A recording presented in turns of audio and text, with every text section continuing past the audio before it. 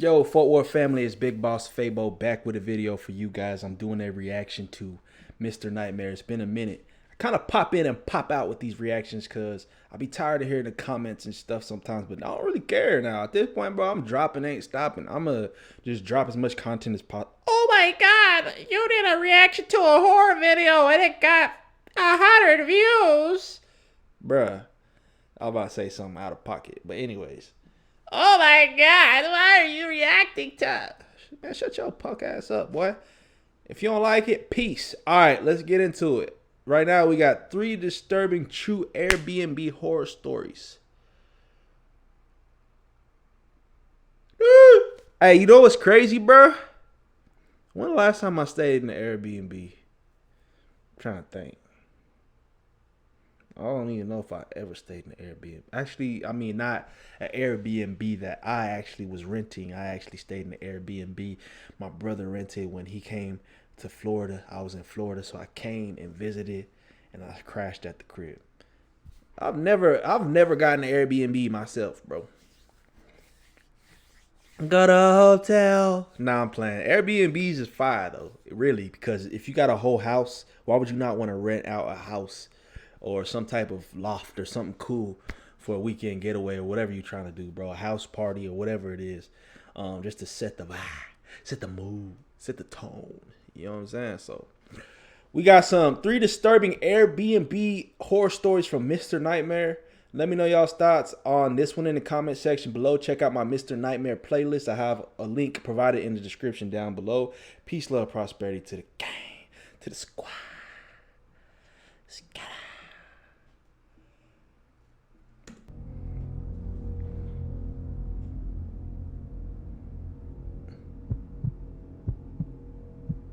Bruh, why the visual on this looks so In November garbage? of 2021, I was traveling from Philly to Las Vegas to compete in a jiu-jitsu tournament. I traveled the country a fair amount, and I would normally stay with whichever teams were also competing as a way to save money. This time though, for various reasons, I had to stay alone. I booked an Airbnb not far from the Vegas Strip. I did so kind of hastily, and didn't realize that the neighborhood wasn't the greatest. Bruh, I thought of the neighborhoods in like rural or suburban Vegas look weird. They're just dead, like, because the West is just like what? Flat land, and I mean there's hills and stuff like that, but really it's just like desert land in Arizona and Nevada and Cali type stuff.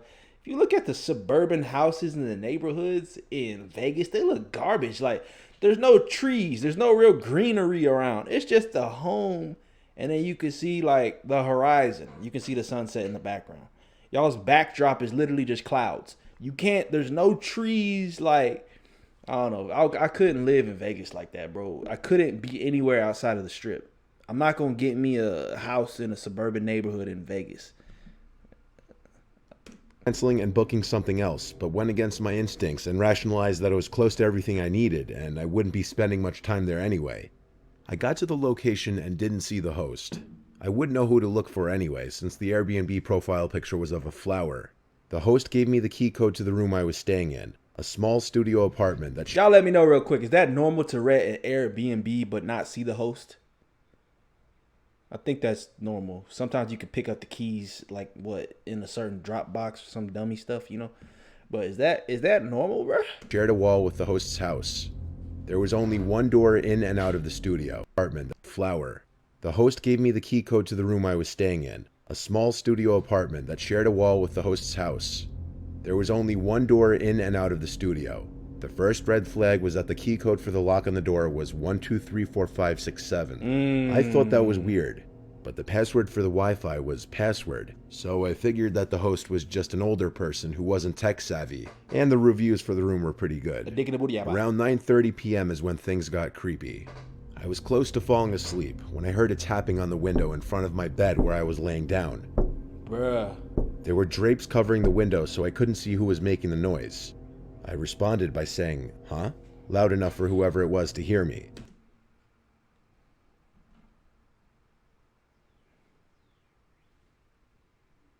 Bruh.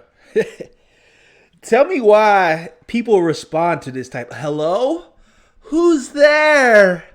Hello, can you hear me? Bruh, shut up. Be quiet. Don't say nothing. Don't say nothing. Be quiet, bruh. Hello? It just baffles me why people think it's best to respond to something like that. Bro, act like you're not there. Act like you don't hear it. Don't give away your position. You could have been in the living room. What makes him so certain you're actually in the bedroom? You're over here, he's tapping on the window. Huh? Who is that? Man, bruh. A minute or two went by in silence before I heard the tapping on the window once again.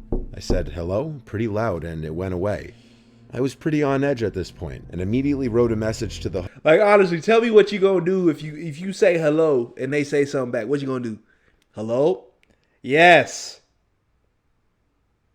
What you gonna say if they say hello? Hey, what's up, man? Hey, what's going on? You like, what's next after you say hello, bruh? Or two went by in silence before I heard the tapping on the window once again. I said, hello, pretty loud, and it went away. I was pretty on edge at this point and immediately wrote a message to the host asking if it was them tapping on the window. About an hour went by before they finally responded saying, I was going to bring you some water, but it seemed like you were asleep, so I left. I was still very much on edge, and I knew I wasn't going to be able to sleep. That's weird. I contemplated going for a walk to the store or taking a shower just to clear my mind. That's weird. But something told me to just sit tight and wait to see what happens. About 45 minutes went by. It's about midnight at this point, and I heard some noise outside. I then heard the distinct sound of someone trying the key code on my door. The attempt failed, but I could hear them trying again. This time I heard the sound of the lock disengaging. The door was unlocked. I threw the blankets off of me and ran to the door as it was opening up towards me and slammed it shut in this person's face. I was yelling, "This is my room, get out of here, leave." They responded in a deep voice from the other side of the door. Madel said this is my room. Madel was the name of the host. I kept responding with what I said before and called the cops. I spoke loud enough so they knew I was on the phone with the police. Police eventually came and were not surprised at all by the story I told them. They said they would hang around until I called an Uber to leave. The host was very combative and unapologetic. Their alibi for who that person was changed multiple times. When the Uber arrived, I jumped in and felt relieved to be getting out of there. It still creeps me out that I never saw the person who was opening my door. I have a feeling that it was some kind of setup. If the host knew I was flying in from the East Coast, the 9:30 p.m. tapping on the window would have been equivalent to my 12:30 a.m., and the invasion would be about 3 a.m. Maybe it would have just been a robbery, but it could have been much worse. They took it there. If you want to eat healthy and feel your best, you gotta try Kachava. Kachava is the world's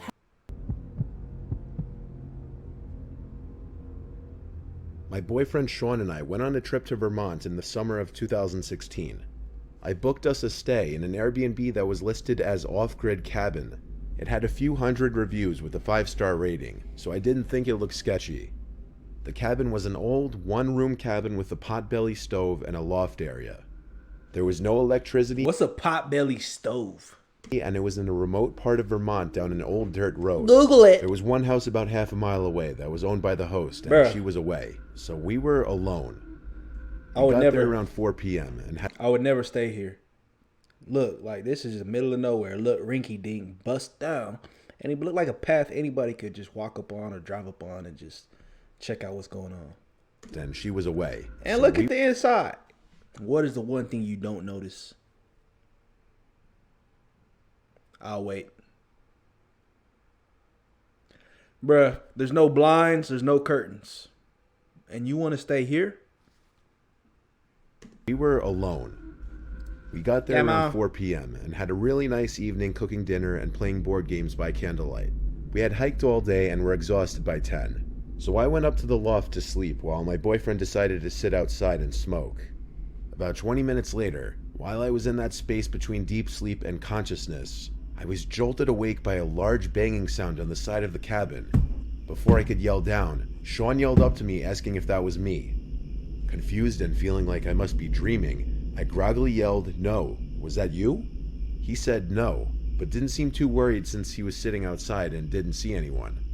We go camping frequently, so it takes a lot for us to get freaked out by random noises in the night. We figured it was probably a tree branch that broke off and fell against the cabin. Yeah. I started to fall asleep again when there was another loud bang, like a thwacking sound from another part of the cabin. At this, I jumped out of bed and climbed down from the loft. I met Sean as he was coming through the door. He told me to grab all the sharp things that I could find and go back into the loft. He was putting on a calm demeanor, but I could tell he was a little freaked out. I asked him what he thought it was, and he cautiously said that he didn't know. He said he didn't see anything when he was outside, but he thought he might have heard footsteps. As we were whispering, we heard a small, slow scraping noise that trailed for about 3 feet against the wall of the cabin, then silence again. I was pretty scared at this point and didn't know what to do. Our car was parked about 100 feet away from the cabin, so we would have to face whatever was out there in the dark in order to get to it, which is probably what they wanted. I was also afraid that if this was a human, that they might have done something like slash the tires or block our ability to get back down the driveway. Sean told me to stay very quiet and go back up to the loft while he sat downstairs and waited. He had a hunting knife and a large stick, and I had a few steak knives, but otherwise we were sitting ducks. The downstairs of the cabin had huge windows on 3 walls, half of which were just screens. So if someone was outside, they could easily be watching us, or could slash through the screen to get inside. I wanted to stay downstairs, but Sean ordered me. These are the places you want to stay, where there's no type of security or safety. You can't. I guarantee you the door don't even got a lock on it. Some dumb stuff like that, bro. Me to go upstairs, saying that it would be easier to fight this guy without me there if it came to that. I went up and sat in the middle of the bed, clutching an array of knives in my fists. I don't think I ever listened so intently before. Sean yelled out hello to see if he could get any response, or perhaps scare it away if it was an animal. We heard nothing for what felt like 20 minutes. Then the scraping sound came back, much louder, like someone was dragging a rake or a hoe across the side of the cabin. I heard clear, methodical footsteps trailing off around the side of the cabin. Sean then came up to the loft and pulled the ladder up. He said he didn't like how they could see him, but he couldn't see them, and if they came in the cabin, he could at least get the jump on them from up here. We sat on the bed in silence. I was looking at him in terror.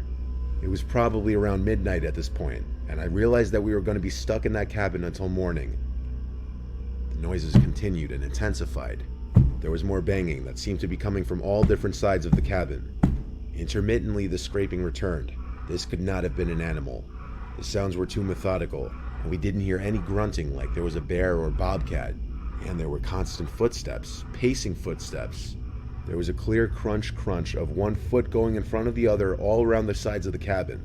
There would be pauses of 10 to 20 minute intervals. Then it would all start up again. At one point there was a strange rattling sound on the outside, like someone was trying to shake or climb the pipe on the outside of the cabin that fed into the potbelly stove. This carried on for hours. Sean and I just laid in that bed, paralyzed in silent fear, staring into each other's terrified faces. I kept waiting to hear the front door burst open or the screen window rip. I was convinced. So this whole time, nobody had access to a cell phone to probably try to get assistance, or maybe I don't recall. I think they're in the middle of nowhere, but come on, bro. That we were both about to be murdered, and every gruesome possibility kept playing in my head. I have never been that terrified, but no one ever came into the cabin.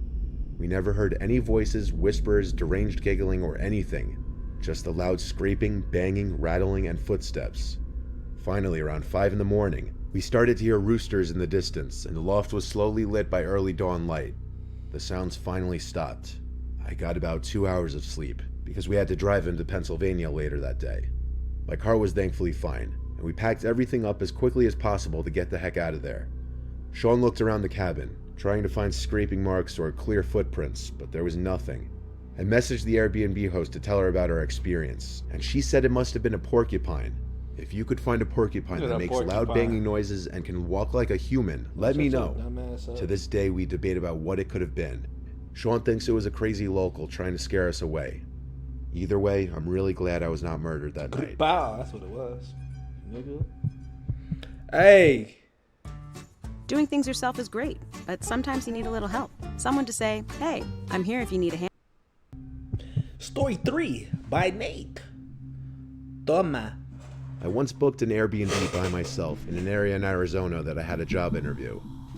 Since it was so far from home, I made a short trip out of it. I went with this one specific Airbnb because it was much cheaper than any hotels I could find. It was about half an hour away from where I'd be interviewing for, which was fine with me. It was off some dead-end, secluded road and had a nice view of the desert in the backyard. I brought my laptop with me to get work done at my at-the-time current job during the day, so that kept me busy most of the days I was there. I stayed for 3 days. My interview was on the second day that I was there, which was a Tuesday. I would be leaving Friday, so on Monday, the night before my interview, I was practicing interview questions for this specific company, and just generally getting some last-minute knowledge on their firm. I was doing this on my laptop in the living room of the little house, probably around 9 p.m., when there was a tap at the window. I say tap because it wasn't exactly a knock. It sounded more like it could have been someone's finger. My head, of course, swung to the left to look at the window in reaction. I didn't see anyone, but it was also pitch black outside. I was kind of scared to look out the window, but I had to be a man and just do it.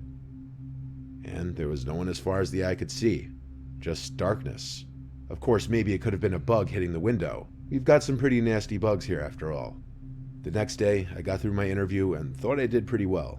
So for the rest of my little trip there, I explored different parts of the town in my car, ate at different restaurants, and sat in the backyard and relaxed in the sun.